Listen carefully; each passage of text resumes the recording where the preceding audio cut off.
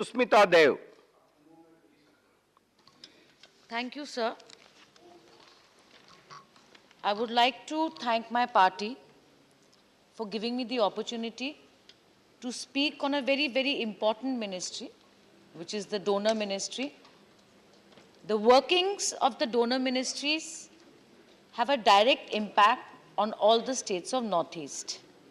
And as I speak today, I come from the state of Assam, and I am proud to say that it is the All India Trinamool Congress who has given a public representative from Northeast an opportunity to come to this house from the Rajya Sabha. Earlier, sir, there was a nominated member, Professor B.B. Datta, but I am the first elected member who's come from Assam through the Legislative Assembly of Bengal. Sir, I have heard very carefully what Honorable Member of Parliament Ripun Boraji said.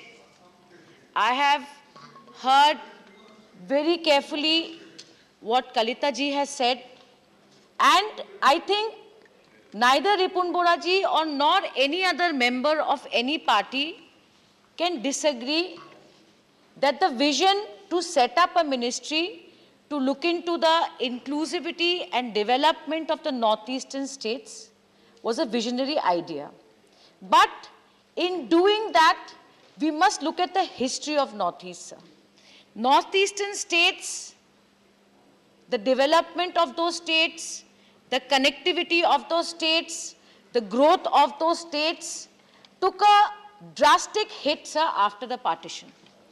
The then East Pakistan and now what we know as Bangladesh, which is a friendly neighbor country of ours, was created, and thereafter the entire northeastern states, the only connectivity that they had with the mainland India was through the Siliguri corridor, which is a part of Bengal, which we commonly call as Chicken's Neck.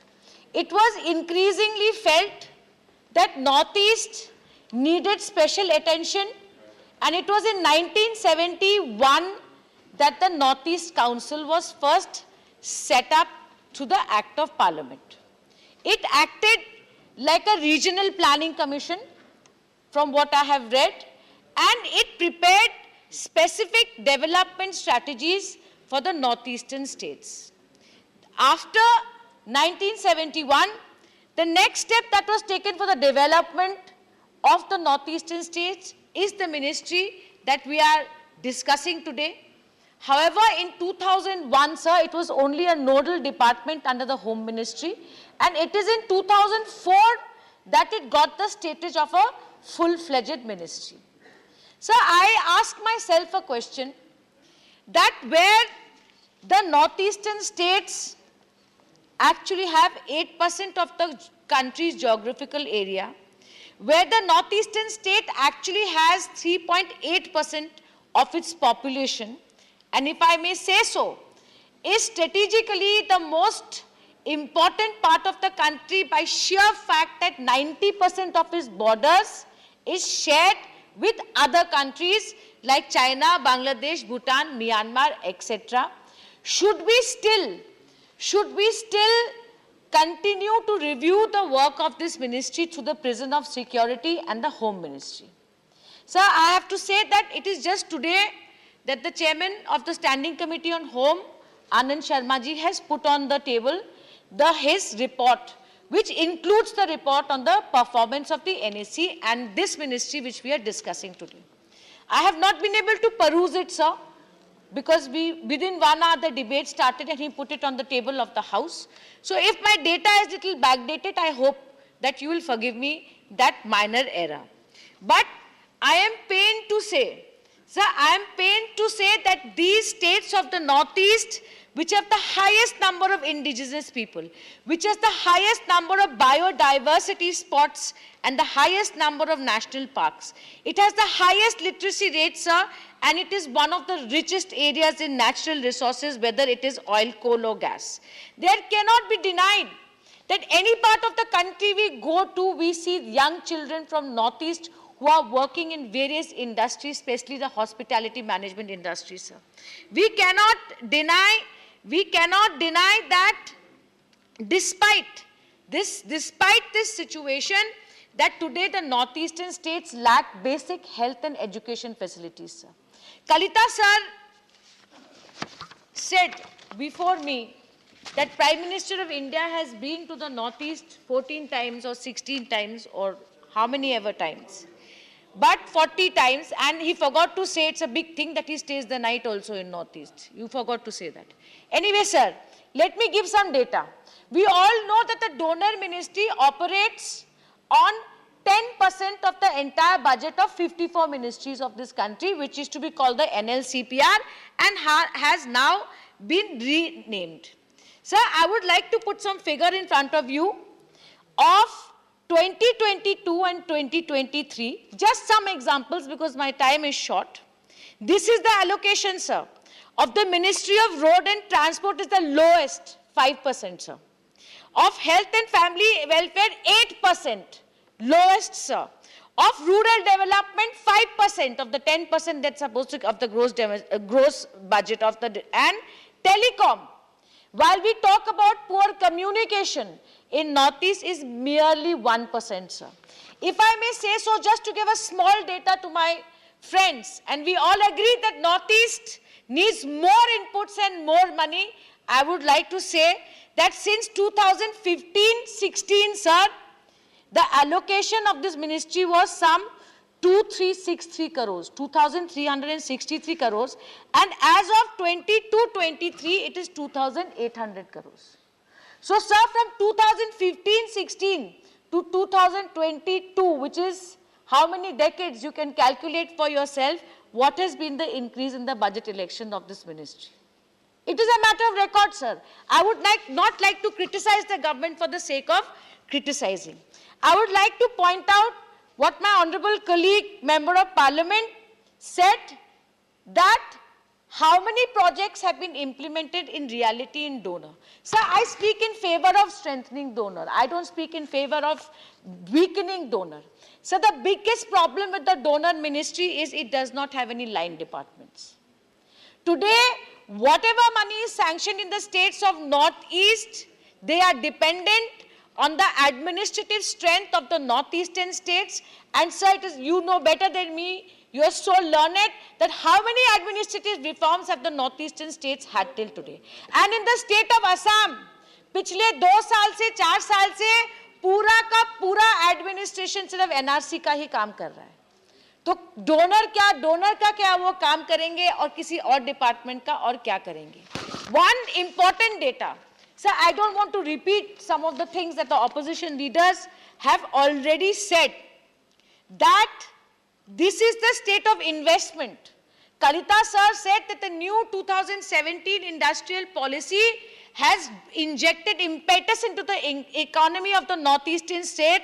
I am pained to say that the 2007 policy, at that time, the national share of investment in northeastern state was 8.3%.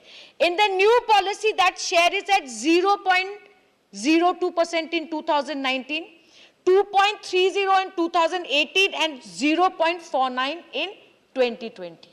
So last but not the least, I would like to say that one huge issue in the Northeast is our ecology and our environment. So land is the issue where different tribal people of the northeastern states in various areas have been repeatedly agitating. Land is everything to the identity of the indigenous people. Sir, I am sorry to say, but in the recent May 2020 Bagjan Assam Oil India fire, where the gas well caught fire, official documents have shown that Oil India company expanded operations into ecologically sensitive zones without public hearings. This is their document, sir, that is saying it. Today, I would like to point out that illegal coal mining is one of the largest issues. One of the largest issues of the northeastern states. And sir, as you know, without coal, no industry can function. I urge upon NEC and the donors ministry that take a policy decision on coal mining for the northeast. क्योंकि sir coal चाहिए और जितना illegal coal borders से जाता है sir, coal का syndicate जो जाता है, उसपे स्टेट का नुकसान होता है, पैसा कोई और बनाता है। Today I ask that if you have net fee, आज नेट फी भी एक एजेंसी है, it's a non banking financial institution works under the donor. We appreciate the work of NetFee, but today the Hindustan Paper Corporation, the two industries, one in Barak Valley, which is the Kachar paper mill, and one is the Nagaon paper mill, sir, thousands of crores of assets are going to be sold at peanuts. So do you know the Kachar paper mill is today being liquidated only because 92 lakhs was owed to some trade creditor? Could NetFee have not restructured this debt and saved that industry today, sir? So you need to relook at the functions of NetFee too. You need to relook at the functions of NetFee. And I also request that startups, an extremely important issue which impact the young entrepreneurs of Northeast, I request NetFee that you must have seed money for pre-revenue period. Today, to start any entrepreneurship, sir, you know that there has to be a due diligence of the industry. You have to do enough research to see that will this industry work, will this business work or not. Please think of giving seed money to start up to young entrepreneurs. And I hope, sir, that whatever planning the NEC does, whatever planning the donor ministry does for the development of northeastern states, it should not be unplanned development. It should not be a policy of only extraction of our natural resources.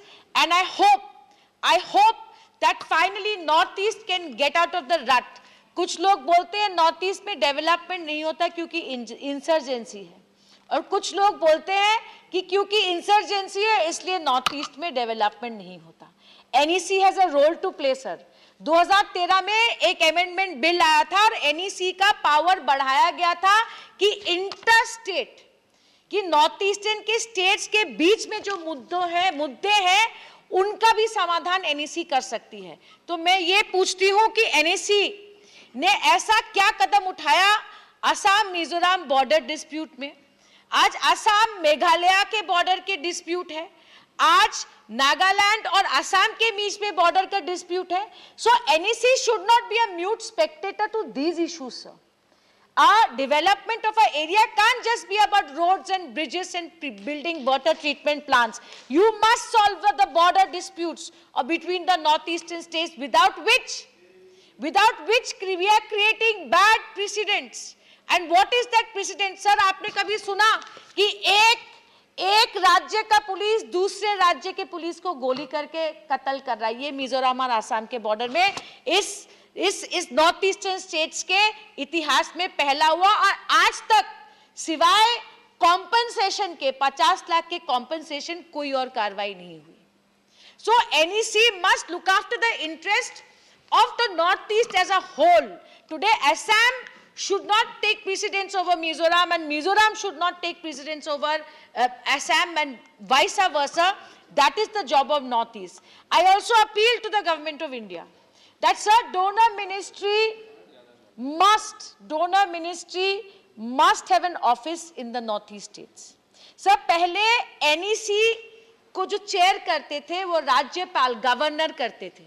That a governor of any of the northeast states, by virtue of seniority, size, whatever, in rotation is to run the NEC. So they could look after the security issues, they could look after the regional issues, because as you realize, sir, northeast is a very unique place when it comes to its regional politics and regional ethnicity. Now it is the Honorable Minister of Donor who chairs the NEC. So one should also consider whether we should go back to the old model of letting the governor of one of the northeast states by rotation head the northeast states. More importantly, sir, I request the donor ministry should be funded and given the sufficient human resources, sir, to have an office in one of the northeastern states, so that we can access the donor ministry locally rather than having to come to the mainland in Delhi. It will be convenient for all chief ministers. एक और चीज कहूंगी sir, मैं MLA भी थी आसाम में मैं लोकसभा की एमपी भी थी, आज मैं राज्यसभा में हूं। एक ऑब्जेक्टिविटी लाने की जरूरत है सर। ऑब्जेक्टिविटी के माने में क्या कहना चाह रही हूं कि ये प्रोजेक्ट का सिलेक्शन कौन करता है। आज एनईसी के पास इतना पैसा होना चाहिए, डोनर के पास इतना पैसा होना चाहिए। They should do a district wise survey of what is the infrastructure deficit. क्यों मैं आपको कहती हूं sir, it is very simple. आप किसी को स्टेडियम दें, हम खुश हैं, जरूर स्पोर्ट्स के स्टेडियम बने, पर आसाम में ऐसे उदाहरण है कि ऐसे प्रोजेक्ट्स बन रहे हैं which could have been second or third priority. Aaj, what is the urgency? For instance, sir, erosion is a very big issue in Assam. If erosion is such a big issue, who is prioritizing? आज stadium बनना चाहिए कि erosion का काम करना चाहिए, ये कौन तय करता है? That's where the nepotism and corruption starts, sir, in donor at the state levels. मैं किसी स्पेसिफिक मुख्यमंत्री या सरकार को नहीं कह रही हूं, favouritism starts from there. NEC must and the donor ministry must have some mechanism to inject, to ensure objectivity in the selection of projects, इससे कि ये मेरा चहिता है, चल को चलो इसका दे दो डोनर में प्रोजेक्ट, ऐसा नहीं होना चाहिए। आज कोई भी पार्टी का विधायक या सांसद उस कॉन्स्टिट्यूएंसी से हो, it must be need based and it must be scrutinized that what is the criteria of the schemes that are being sent from the state government to the northeast, to the donor ministry. So with these few words, I thank you for your patience and I thank my party. Thank you, Sushmita ji. Honorable Tiruchi Siva.